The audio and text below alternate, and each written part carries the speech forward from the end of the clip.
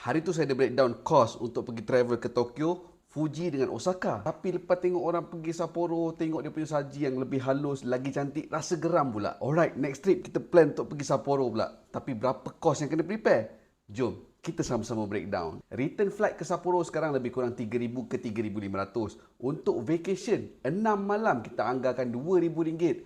Transportation 800 ke RM1,000. Makan, shopping 2,000 ke RM3,000. Total up budget ni lebih kurang RM8,000 hingga RM10,000. Masalah je dekat simpanan kita punya budget tu. Bila campur duit saving travel dengan duit belanja harian, silap-silap trip tu tak jadi. Jadi sekarang saya asyikkan siap-siap dalam akaun BU. Guna BU Al-Aufa Nest. Masuk je dalam apps BU. Pergi dekat Discover, Nest. Lepas tu saya create BU Al-Aufa Nest. Letak nama Sapporo Trip. Kita pilih kategori travel. Set target RM15,000 dan kita boleh pilih juga berapa kerap untuk kita masukkan dalam akaun. Baki dalam Nest ni dikira sekali dengan baki yang ada dalam akaun BU Al-Aufa. Jadi setiap purata bulanan ni minimum RM100 saya dah layak dah untuk dapat cabutan Al-Aufa. Impian untuk travel ke Sapporo ni makin lama makin dekat. Untuk korang yang ada plan nak pergi trip lepas raya ni, tak kisahlah Tokyo ke, nak pergi umrah ke, kalau boleh asingkan duit travel ni dekat akaun yang lain. Download apps BU, klik BU Al-Aufa. Create satu Nest memang untuk travel.